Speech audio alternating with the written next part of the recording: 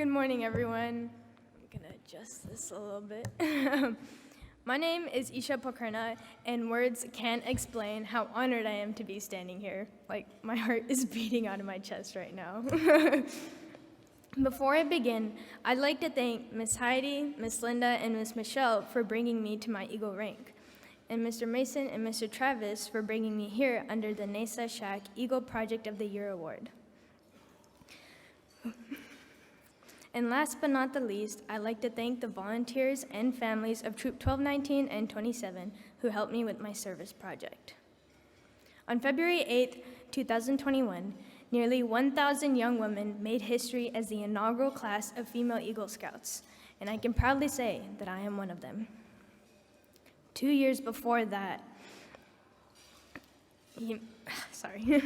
2 years before that, Scouts BSA allowed young girls into their program, and although 10 minutes can't properly cover the entire journey, this is my story. Ever since elementary, my brother and I were in Scouts. He was a Cub Scout, and I was a Girl Scout. To me, there wasn't much noticeable difference in our program until my brother became a Boy Scout.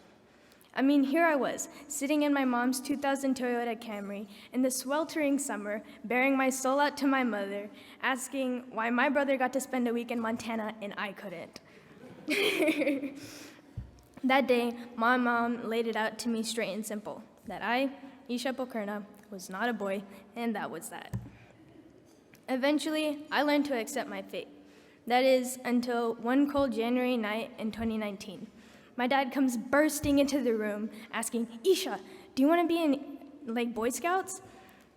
Actually translated from Asian Parenthood, that meant, Isha, I'm putting you in Boy Scouts, you'll thank me later.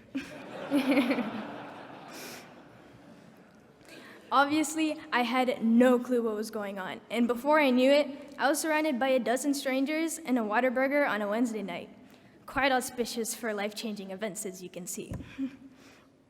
And so on February 4th, 2019, a day after my 16th birthday, I had my first meeting under Scouts BSA as they finally let in girls for a ride of their lifetime. Over the course of 2 years, the dozen strangers that I first met in Whataburger soon became my close friends as we all worked together to finish requirements and merit badges, along with making a fool of ourselves during campouts and meetings, of course. Scout rank to first class is the most tedious half of the scouting journey. It teaches you all the basic skills that you expect to learn from the program, from knot tying to first aid and folding a flag properly. Star rank and onwards is more simplistic. It transitions towards finishing merit badges and developing leadership skills, all of which would still be relevant today even after growing up.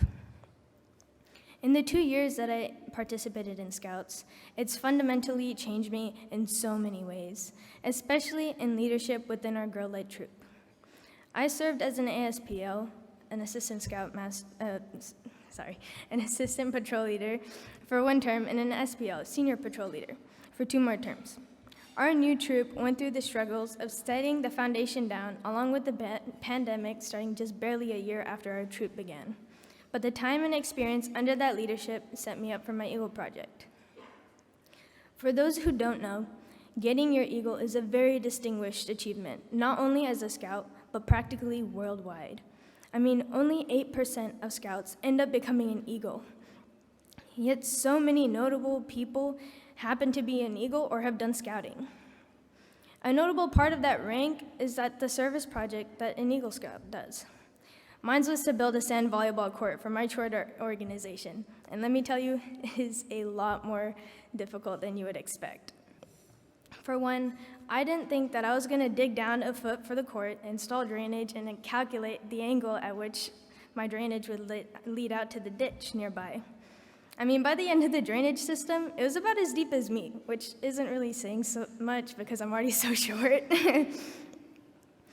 Now, Mr. Travis told me that I have to make scouting look interesting to you guys, and I'm pretty sure that going on a tangent about French drains is not really interesting. Not the best idea, okay?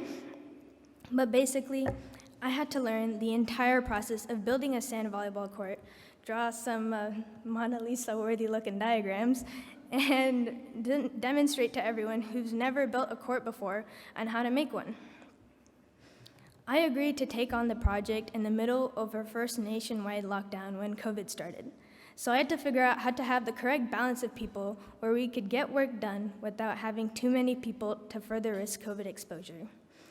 Even after pushing the volunteer days back by 4 months due to COVID, we still ended up pushing it back even further because of the weather. By the time we started our project a week after Hurricane Delta and a night's worth of rain, almost everyone was still walking around with at least 5 pounds worth of mud stuck to their shoes. Yet we were all dedicated to reaching our common end goal.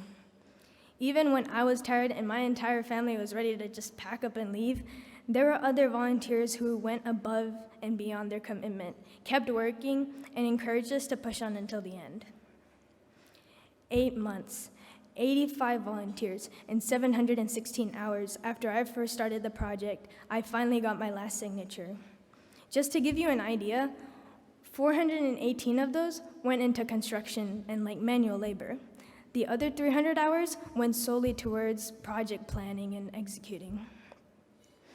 In the end, I was fully able to marvel at not only the result of my service project, but of my entire scouting journey. Everything that led me to the final stretch. And at that moment, it really hit me what I had achieved. By taking on this difficult project and finishing it successfully, I was well on my way to becoming an Eagle. A lot of scouts will be able to tell you that they joined scouting because their dad, uncle, or granddad was an Eagle Scout and that they wished to follow in their footsteps.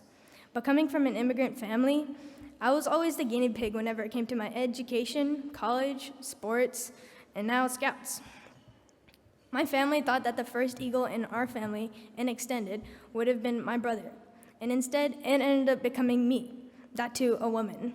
And words can't explain how much that means to me and my family, especially my parents and my granddad, who were just avid supporters of my entire scouting journey.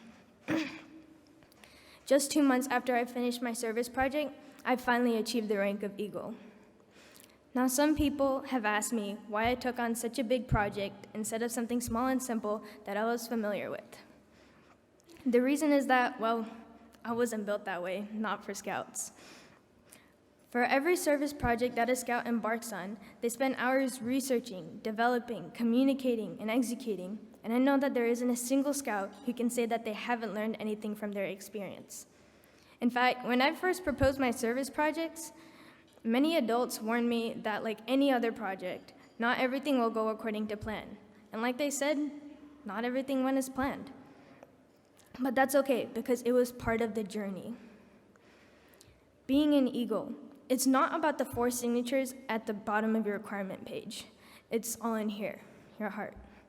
You'll know when you've become an Eagle because you'll feel like you deserve the rank. And I know that every single Scout that made it till the end will say the same thing. Once you finally become an Eagle, that also doesn't mean that you can act however you feel like. You keep the Scout oath and the Scout law with you till your last breath. Being an Eagle is your binding oath to always be physically strong, mentally awake, and morally straight, even when no one is watching. Only 8% of Scouts reach that level, and that's why anyone who's an Eagle is so distinguished and notable, and I am proud to be one of them. Now, I'm not here for myself per se. Today, I speak on the behalf of nearly 2.5 million Eagle Scouts before me. I speak on the behalf of the inaugural class of female Eagle Scouts who made history on February 8th. I speak on the behalf of anyone, any girl who joined Scouting, whether they got their Eagle or not. I'm telling you all my story today because if I don't, then who will? With Scouting, I got the experience of meeting new people, making a strong team. No, a strong family, along with learning numerous skills. And by the end, I was finally able to use and apply my basic knowledge in a large-scale project, seeing how my leadership skills could unite a big group to accomplish something that no one has ever done before. With anything in life, especially now, we'll always be venturing into new frontiers, just as I did with joining Boy Scouts. But I know that with everything that I've learned from my scouting journey, along with several others, we've all gained the fundamental building blocks to achieve our greatest potential and work towards a better and brighter future. Thank you.